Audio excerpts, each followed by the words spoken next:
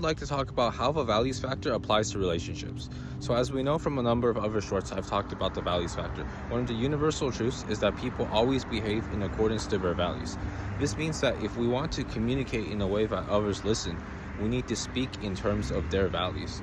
Values factor is like a language for communicating with other people. The values are what is important to them, and they're individualized, which means that we have to understand what this person's unique values are and communicate in terms of that, since that's what they care about. That is what gets them to listen. Dr. Demartini notes in his book that without this understanding of the values factor, many modern relationships devolve into the sort of two people talking past one another, both having different values and neither of them understanding the values factor. Dr. Demartini gives an example of asking, what are my partner's three highest values and what are my three highest values, and how do those values support each other? And this example can be applied beyond partners to any relationship. Ultimately, we see it's important to use values to build a mutual understanding of what's important to each other and how the things that we value support each other.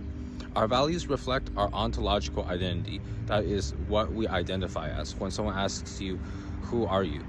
A person who values their career, for example, might identify themselves as I'm a business person, or I'm an actor, or I'm a whatever. Whereas someone who is more family oriented might identify themselves as I'm a dad, or I'm a stay-at-home mom. Because our values are so integrated with who we are and who we identify as, it's important to understand someone else's values and to help them understand your values in order to deeply understand and know someone and truly connect with them. Ultimately, we don't want to tolerate or sacrifice for or accept other people. We want to appreciate them for who they are. Everyone wants to be loved and appreciated for who they are. And that comes from a deep understanding of what it is that they value and what it is that you value, and using this mutual understanding of each other's identities to connect and build a relationship.